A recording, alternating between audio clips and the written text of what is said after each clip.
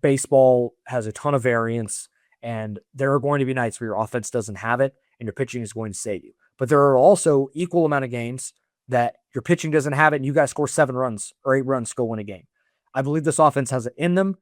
I don't know if they can, right now, I don't know if they can do it, but maybe on May 15th, it'll all click. I don't know when it'll all click for them, but we've seen instances when it can and how it will.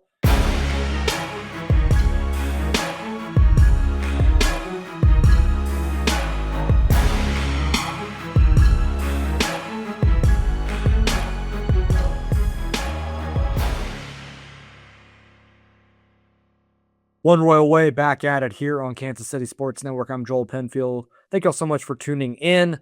A little bit of a longer form episode for you this week.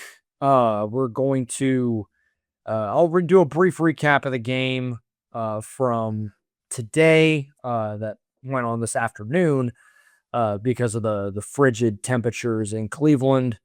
Royals lose the game 2-1. Only hit was the Carter Jensen homer. We'll discuss some of that. And some of the things that went on throughout that game.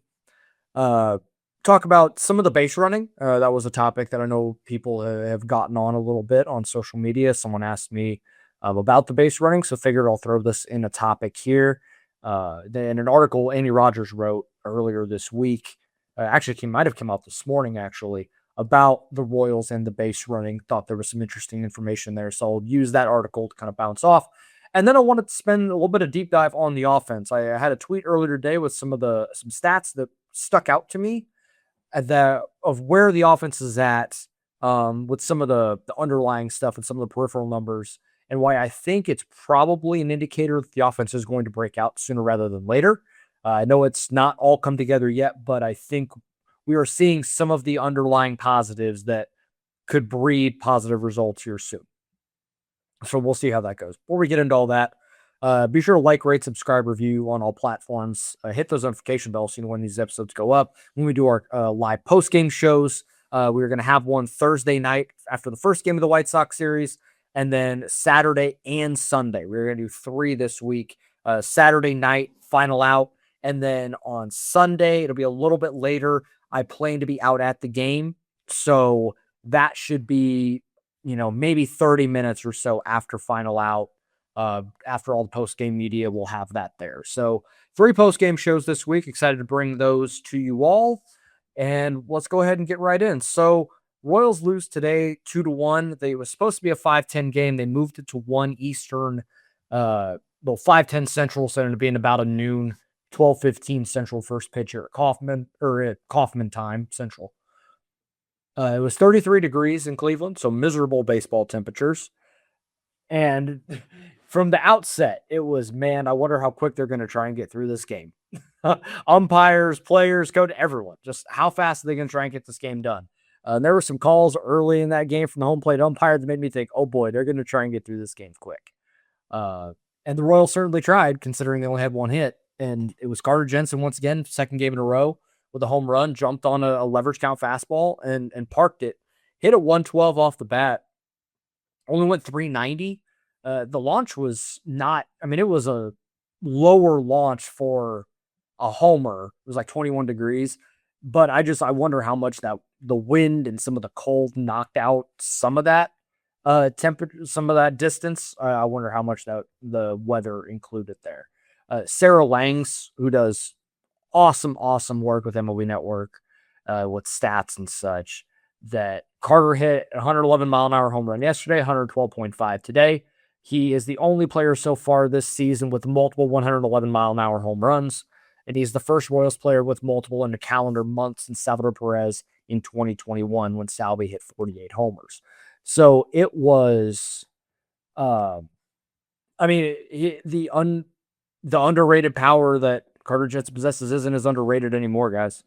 It's there. The bats are solid. He's starting to cut down on some of the early season strikeouts that he had. I think he was striking out on almost half of his plate appearances. I think he got as high as 44%. But the night game of the Brewers series on Saturday, and then yesterday on Monday, and then today, he's hitting the ball well. I'll be curious if he's in the lineup tomorrow with Joey Cantillo on the mound. I imagine he is with the way he's swinging it. But if nothing else, he's going to get a late game opportunity. They've moved past the oversleeping incident. That story took on a crazy life of its own. But the offense outside of him just wasn't very good today. It was a Royals team that doesn't strike out a lot, generally to the rest of the league. They had 14 strikeouts today. Michael struck out 3 times. Jack struck out 3 times. Isaac Collins struck out 3 times. Strikeouts in big spots. 0 for 4 with runners in scoring position, 7 left on base. And that was if there is anything I could spin zone to go, hey, and then we'll get into this later in the episode as well, they walked 8 times today. That's a very rare thing for this Royals offense. We've seen them have these 1, 2, 3 hit performances, and it comes with maybe 2 walks, 3 walks. They walked 8 times, and Gavin Williams did an unbelievable job of dancing around danger. I don't know how long he'll be able to do that all season, and he walked 5 today. He walked 6 in his first start, and he walked 3 or 4 to the Dodgers. So he's got 14 walks in 3 outings so far, and teams are 1 for 20 or 1 for 21 against him when they get on base, which is unbelievable and unsustainable. But he managed to get through it today and kind of dance through the raindrops. Royals pitching was solid. Noah Cameron gave up a 2-out run in the middle of his outing, but he was solid once again. A very Noah Cameron type outing. Gets into the 6th, 1 earned, 1 walk, 5 strikeouts. And he had the changeup dancing a little bit against a lineup that was pretty platoon heavy. He struck out David Fry. He got Rhys Hoskins 3 times. One of the lefties in the lineup, CJ Kafis, he got him twice. Brito made his major league debut, and he got 2 hits off Noah Cameron, Juan Brito. So shout out to him because Gabriel Arias hit the injured list. They kept Jose Ramirez off the board. He was 0 for 4. He's having a really tough beginning to his year. 464 OPS to begin the season, 3 extra base hits. That's all. So they did enough to win today. Certainly, the pitching kept them in it. Daniel Lynch did a really good job in an inning and a third. Got a strikeout of Kafis to end the 6th inning after Brito got on, ended his day. They go lefty, and Daniel Lynch gets a strikeout and then gets Hedges and Rocchio and Kwan with no problem in the 7th. Nick Mears, 2 strikeouts in his 8th inning of work. And then it was John Schreiber in the 9th. And look, I understand the hand-wringing about it being John Schreiber, but here's the situation at hand. Lucas Erceg and Matt Strahm both threw back-to-back days, strenuous innings on Sunday, each threw 25 to 30 pitches. Strahm threw another 20 on Monday. Quick one for Erceg, but you don't want to use him 3 straight days because then it's probably another 2 days until you could use him again. So it was one of John Schreiber, Steven Cruz, or Alex Lang in the 9th. And Schreiber has been here for 3 years. He's handled high leverage for this team in the past. I know that past performance does not equal future results, but it was his inning. And it flatly just did not go well for him. He did not have much command to speak of at all. He got a ground out early and then gave up a single, and then he walked Bo Naylor to get to Brian Rocchio, and Rocchio comes up with the hit, and you lose the game. It's unfortunate.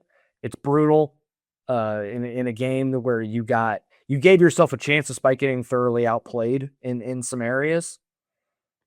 It's a tough one to swallow, but it's a matter of, okay, how, who else is going to step up offensively, right? Because Bobby had multiple chances with runners on and he didn't come through, right? Like I'm going to talk about later some of the stuff that I think that makes me believe the offense is going to start trending up, at some point here in the future. But if they're not going to hit with runners in scoring position, then it's all for naught. Like, there's only so much that you can glean from some of this without just going and getting a big hit in a big spot, right? Just hitting a doinker over the second baseman's head, not trying to do too much. Carter struck out on a middle fastball in the 8th inning with runners on first and second. And it really looked like he was trying to, it was a rookie trying to do too much, right? Because he missed a 1-1 fastball down the middle, and then he missed it was a foul tip, but either way, he swung through a cutter down the middle to end the at bat. And I don't like doing well, you should have hit it, right? Like, no shit. Obviously, these guys are trying to. It's not like they are intentionally swinging and missing. But those are situations where you got to find a way to do something with it. Serve it the other way, put it in play, make something happen. And look like Carter maybe feeling himself a little bit, knowing that, hey, bought himself a fastball. It was the 6th or 7th pitch of the at bat. He's going to serve one here. He doesn't want to load the bases and to move forward, but all for naught. And you can woulda, coulda, shoulda all of this, but got to find a way to win a game. And when the pitching was as good as it was today, save John Schreiber, we move forward. I do want to talk about John Schreiber, though. One more thing before we move on. So if they just use him in middle relief as 6th inning guy, you're down 4 in the 5th, and it's just, hey, let's just hold it here. You use him in that spot. You're up 5 in the 8th. That sort of situation, like medium to low leverage, I think we're fine.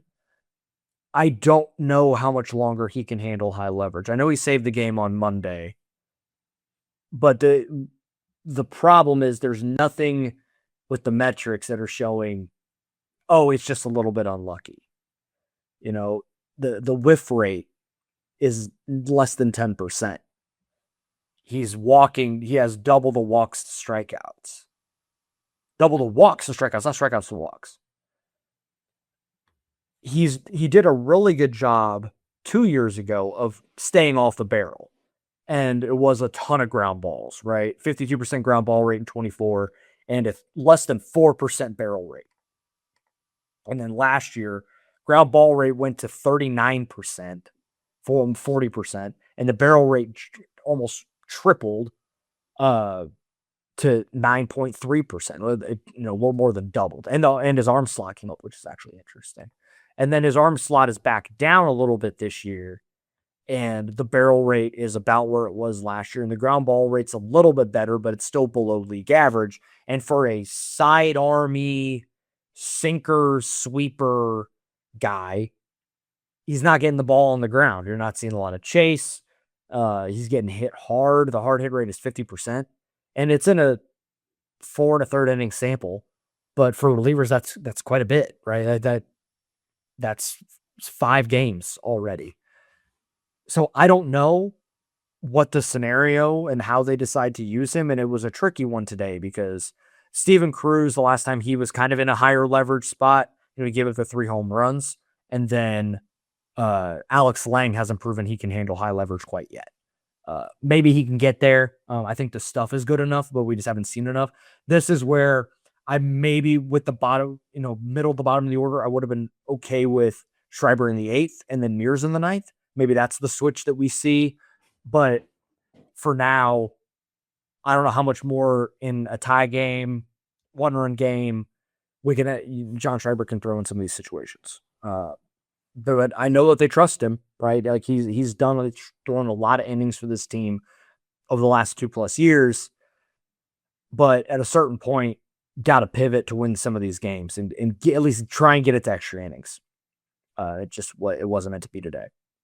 We're going to take a quick break, and we'll be back after this. My name is Terrell Jolly. A lot of people call me TJ, founder and CEO of Integrity Capital Management. So Integrity Capital Management originally started out as a property management firm, but we slowly transitioned into what is described as an incremental development firm that's focused on situational housing. I know most people say affordable, but we believe in creating housing for people that are actually in need and built to the end user. I believe everyone needs a home because when you have home, you have hope. The reality is that when you're building a business, one thing you don't think about is like what a true banking relationship means. And, I had the honor and privilege of meeting Debbie early on in my career when I was just trying to get going. And as a small business, it's really challenging at times because people don't understand the concept or not believe the longevity because you're just getting started. But Debbie was willing to take a chance on me, be patient with me, I almost look at it like a grassroots initiative. She's seen and believe what I'm about. Anybody that's really true about their business and want to get some things done, I would definitely trust hands down Enterprise, because Deb's team, along with Aaron and Jackie and all the amazing people that work behind the scenes, even from the treasury side, I would say, hey, give them an opportunity, because you won't be disappointed, and you will actually be in hands that actually somebody care and that will see you from start to finish. David Starnes Allstate Insurance is a proud partner of KC Sports Network, serving the Kansas City area and all throughout the Midwest. If you are looking for new coverage or something that better suits your home, auto, health, or any of your other insurance needs, give Dave and his team a call. Elevate your coverage and be worry-free with David Starnes Allstate Insurance. You know that moment, the one when you left your favorite sunglasses at the beach or on the roof of your car or at the gas station 3 states away. Well, I'd been there too. But then I found Shady Rays, and it changed the game. These sunglasses are made for real life. Seriously, good looking, polarized, durable, and not stupidly expensive. And here's the wild part. If you lose or break them, even on day one, Shady Rays will send you a brand new pair. No guilt trip, just replacements. So I actually wear my sunglasses without fear on hikes, concerts, on the boat, wherever. Weather's getting warmer, headed out to Kauffman Stadium. If you're at the day games and you're sitting out in the outfield, that sun is beating down on you. If you're at the night games and you're sitting on the first base side, those first couple innings, you got to have your sunglasses on. So this is the place to do it. They have sunglasses for golfing, fishing, hiking, and biking, even sunglasses for kids. Shady Rays is the eyewear that has your back. Go to shadyrays.com and use code KCSN for 40% off 2 pairs of polarized sunglasses. All right, let's talk about some base running. And this has been a point of contention as well for the last few years, it seems. And the Royals have talked about it. They are a aggressive base running team. That's what they want to be. It's what the DNA of this organization has been, dating back to, Freddie Pottek's and the Willie Wilsons and the Hal McRae's and then even the 14-15 teams with Gerard Dyson, the late Terrence Gore, Alcides Escobar, Lorenzo Cain, the Hosmer's Mad Dash. Bobby's had 30 stolen bases in 4 consecutive seasons. This is a part of who the Royals are. But you also, and it kind of goes against now the conventional wisdom of the way the game is trending with analytics says, hey, base running actually doesn't provide a ton of value for you because you're running the risk of getting thrown out, running yourself out of an inning. So now it's a matter of finding that right balance to be aggressive, steal bases, but you can't beat yourself. And I thought this was a really interesting article that Andy Rogers wrote. It came out this morning. Is titled "Royals Running Game Already Better Thanks to New Routes in Data." The first part of it says, for decades now, the Royals have touted themselves as an athletic, speedy, and unrelenting team when it comes to what they do on the bases. The 2026 team isn't built any differently, and it understands that for the offense to be the best it can be, it has to include smart but aggressive base running. The Royals have had a renewed focus on their base running in spring training with the specific work dedicated to improving it from last year. Now, 10 games into the season, there's been a notable shift in how they've gone first to third, their routes, and their aggressiveness on the bases. There have also been mistakes to clean up, like the pickoffs seen over the weekend against Milwaukee, a team that defended the running game extremely well. Isaac Collins got picked off today as well. JJ Piccolo said, we are pleased with the aggressiveness. That's a big part of being a good base running team. You've got to be aggressive. We've shown that we're going first to third very well. We've taken an extra base here and there when maybe last year we would have been a little more reluctant to take. The pickoffs are something that stand out. When you get picked off a couple of times, you don't want to swing the other way. And now we're not going to look to run. So you're going to make some mistakes when you look to steal bases, and you really just have to learn from it. So I think it's very interesting how they've talked about this. And I do think, to my eye, they have done a good job on the bases taking the extra base. And so that matches up with what I've seen as well. To going first to third on a single, being able to kind of push the issue in that way, put a little bit of pressure on the outfield.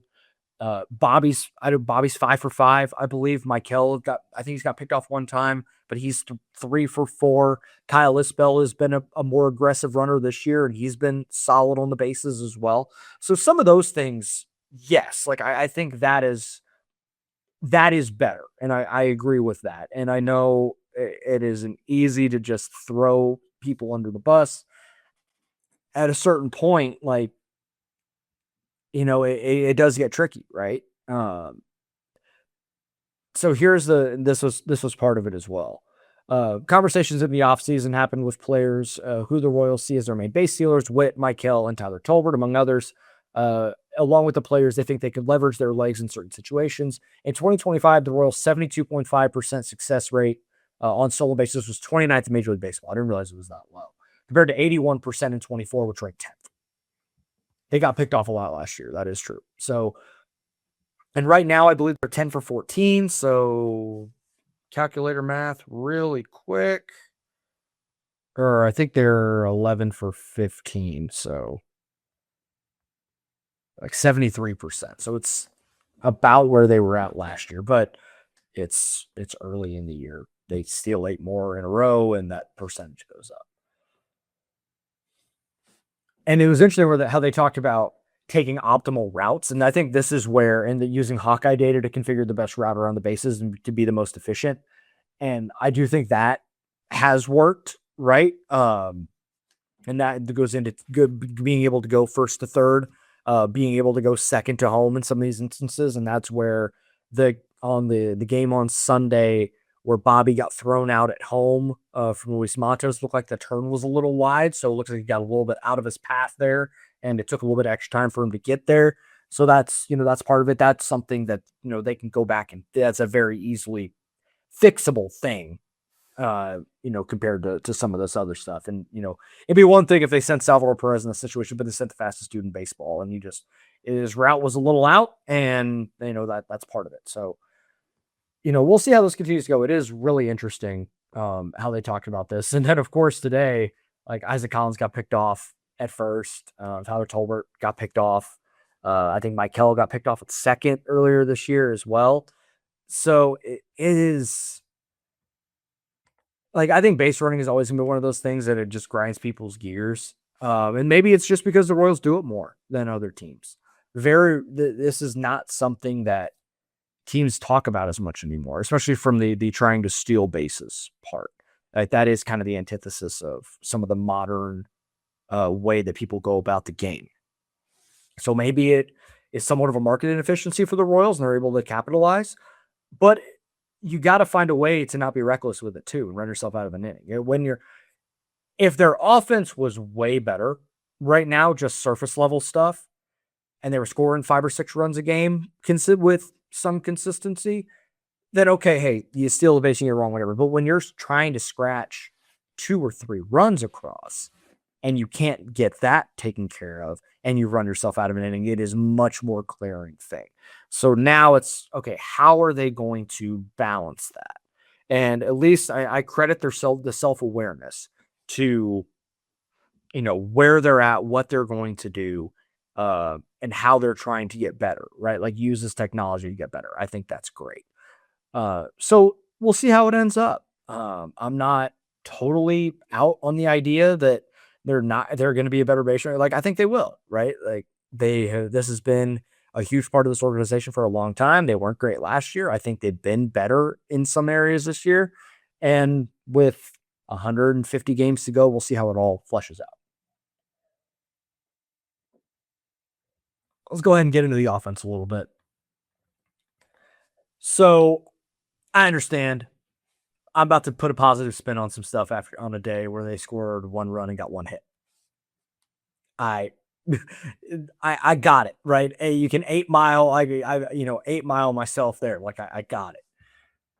But as you dive into some of the numbers, and there's, with the wealth of information that's available on Fangraphs and Baseball Savant and all the batted ball data, kind of get a look and see, okay, what's real, what's not.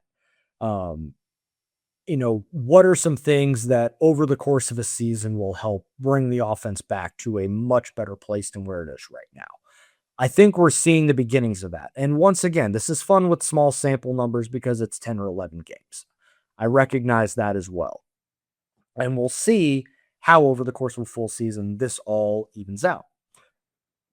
But I'm going to use this, and I'm going to talk about this year's numbers in comparison with the previous, 4 seasons. Last 4 years, Alex Zumwalt's been the hitting coach. Now, he took over in May of 22. It was Terry Bradshaw, and then May of 22, Zumwalt came in.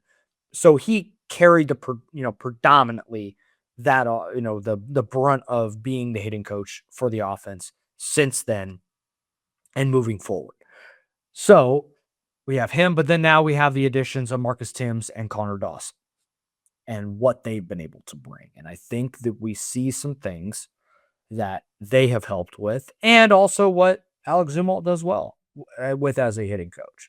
And now we're, see how those things come together. So I pulled 4 different stats here. 4, was it 4? 5. Sorry, 5 stats. And this is not the be all end all, but these are 5 that I looked at that make me think, okay, with all the way that these things come together, this is going to be something that is going to help the offense improve throughout the rest of the season and going forward. So I'm going to start with walk rate. We know that the Royals don't walk, and have not been a team that has walked historically. But in 2020, so we'll start with 2022. 7.7% walk rate was 20th in the league. In 2023, 6.9%, 29th in the league. In 2024, when they made the playoffs, it was 7.2%. That was 28th. Last year, 7.2 was 29th. This year, 9.9%. That is not including today's game where they walked 8 times. So that number is over 10 now. That's 12th in the league. As it currently sits, I imagine that number comes up and they're probably closer to top 10 in walk rate. That is a massive jump, even early on in a season. And to see that number continuing to increase is also a good sign. After 4 games, it was around 8%, and they were about league average. Now we're starting to see them be above league average and flirting with being top 10 in walks, which when you walk, more opportunities to get on base. And when you're doing a better job of taking more pitches, you give yourself more pitches to hit. See Kyle Isbell and see Carter Jensen as guys that are taking advantage of that. The flip side, and I think the Royals Weekly guys mentioned this as well, that because there seems to be a much more concerted effort to take more pitches, to be more selective, to really try and get in the zone and stay in the zone and not just swing and put the ball in play. Like Bobby's kind of struggled with that because he's been a little bit more of a free swinger in his career. Jack Caglione has had a hard time just barreling balls up in the strike zone, just trying to, be more selective and hunt his pitch a little more and seeing that plan kind of come together. Vinny, similarly, who's a guy that has walked a lot in the past, has brought that number back down. And now I think they're trying to bring that back up. I think it's starting to work for Salvi. It's actually really interesting. Last couple of games I've noticed Salvi, early on, he'll take his shots, right? Like he'll swing at a sweeper in the other batter's box. And it happened today early on. And then with 2 strikes, he's done a really good job of laying off. And he worked a walk today from 1-2. I was really impressed with that. So you can see all of that coming together. And what walks do is it puts pressure on it's the same thing that the Brewers did to Royals pitchers, right? Even if it wasn't a walk, it was a 6, 7, 8, 9 pitch at bat. Consistently, it's a pain to play against. They worked Gavin Williams up a lot today. He walked 5 times. They walked him 5 times. Even some of the strikeouts were still at bats that went 6, 7 pitches. And when you're seeing that many, you give yourselves more opportunities to put balls in play and take advantage. And I believe that they will as this continues to go and if it continues to progress this way. So that, again, early indication, this is good. Now we're going to look at out of the zone swing percentage or chase rate. It's chase rate on Savant. On Fangraphs, it's out of zone swing percentage. I was able to find team ranks for chase on Fangraphs on Mount Savant. So in 2022, the Royals chase rate as a team was 33.6%, which is the 10th highest in the league. In 2023, it was 33.8, which is 9th highest in the league. 2024, 33.6%. That was sixth in the league. Last year, 32%, 12th in the league, which is highest, right? Like near the top of the chase rate chart.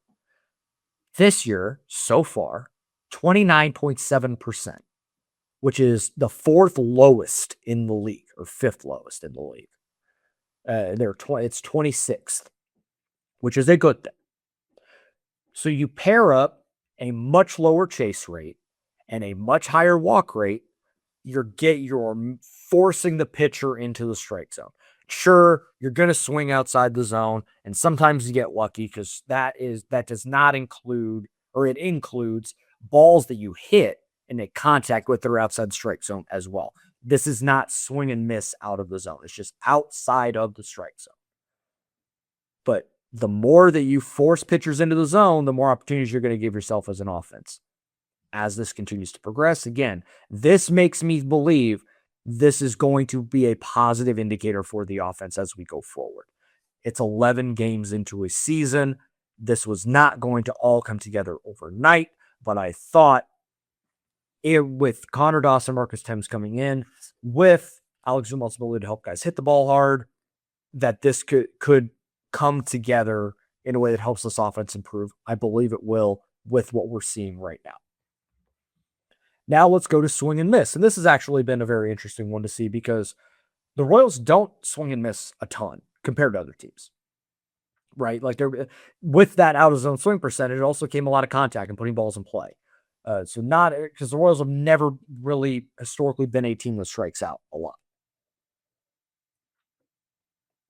2022, swung and missed about a quarter of the time, 25%. That was 19th in the league. So in the bottom 10 or the lowest 10 whiff rates in the league. In 2023, now again, that team lost 106 games. That was 26.7%. That was 10th in the league, so the 10th highest. In 2022 or 2024, I'm sorry, 22.9%. That was the fifth lowest in the league. Last year, 21.9%, the second lowest whiff rate in the league, and then so far this year, 22.3, with that's third lowest or fourth lowest in the league. So what we have so far, a top 10-ish walk rate, a bottom 5 chase rate, and a bottom 5 swing and miss rate. All good things, right? Has it all come together? No. These are good things to see. That it's going to, I'm going to reiterate, I think this helps them trend in the right direction. Now you add in hard hit rate. I'm going to put a number to what this, because I have a definition for another stat here in just a minute. So hard hit rate is batted balls over 95. No, regardless of launch angle, just hard hit 95 plus. In 2022, 37.8%, 14th. In 2023, despite the 106 loss season, 41%, that was 7th. 40.5% in 2024, that was 8th. Last year, dead league average at 40.8. This year, 44.2% so far. That's 6th highest in the league. So, to continue to compound here, top 10 walk rate, bottom 5 chase rate, bottom 5 whiff rate, and a top 6 hard hit. Now, the last stat that I looked at here was barrel per batted ball event percentage. So, I know it's a little bit of a mouthful. So, a barrel, by definition on Baseball Savant or StatCast, is a ball with the exit velocity of 98 miles an hour with a launch angle between 26 and 30 degrees. So, essentially an optimal launch angle for fly ball home runs. Doesn't mean all of them are, but that's what it is. And a batted ball event is any ball that is put in play that is an out, hit, or error. So anything put in play, regardless of the result of it, is a batted ball. And that's why I use that over plate appearance. because plate appearance then involves walks and some other stuff. So it gets a little, it's like sack flies and stuff. So it gets a little bit. So I wanted to use pure batted ball event over barrel per plate appearance. This metric is used to identify high quality contact, often acting as a better predictor of future power performance than raw home run totals. So that's why we have that here. So barrel per batted ball event percentage. 2022, 7.2%, 17th in the league. 2023, 8.2%, 14th. 2024, 7.4%, which is 19th. 2025, 8%, which was 20th in the league. This year, 11.1%, which is the third highest in the league, I believe, behind the Dodgers and the Yankees. And then it's the Royals. So, to go back to the top and continue, top 10 walk rate, bottom 5 chase rate,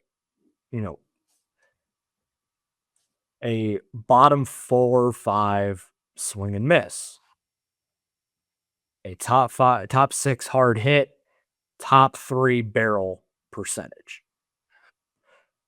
This makes me believe that regardless of some of the results that we've seen so far, the right things are being done to put these guys in position to succeed, and that the guys are putting themselves in position to succeed. And Jonathan India had a quote the other day. He hit the home run on Monday, and I don't know if he said it during the interview with Joel Goldberg or after, where he said, "I don't care about the result. I care about the process." And I know it's a weird thing to say. Like, it sounds weird on the surface, but what he means is you have to live in the process and not worry about the result. Because in baseball, we know you can do all the right things at the plate, barrel the shit out of a ball and hit it, and the guy can make a great player. You hit it right at somebody, or it just doesn't go your way. And if you live with the results over the process, then you're gonna spiral and it's gonna sit up here. But if you stick with the process, no matter the result, more good things are gonna happen to you than not. And it seems like these guys are finding the process that this coaching staff and this hitting staff have in place between Alex Zumwalt, Connor Dawson, Marcus Thames. I want to see how this all plays out. And like I talked about at the very beginning with the runners in scoring position stuff, they can't get hits with runners in scoring position. None of this matters. But I also believe that this all coming together is going to help them get hits with runners in scoring position more often than not. I feel like these 5 stats, obviously it's my thing, so I'm going to believe it because it confirms my priors. But I believe that this is a snapshot of things that are going to help this offense move forward and what is going to help them win a lot of games and take some pressure off the pitching. Is it going to be every night? No. It's a 162-game season. Baseball has a ton of variance, and there are going to be nights where your offense doesn't have it and your pitching is going to save you. But there are also equal amount of games that your pitching doesn't have it and you guys score 7 runs or 8 runs to go win a game. I believe this offense has it in them. I don't know if they can, right now I don't know if they can do it, but maybe on May 15th, it'll all click. I don't know when it'll all click for them, but we've seen instances when it can and how it will. And once it really starts to click in for Bobby, once it really starts to click in for Vinny, once Jack gets going, I feel like this is all going to come together for this offense. And we're going to see a much improved team that isn't going to be middling around 500 for the majority of the season. At least that's the hope.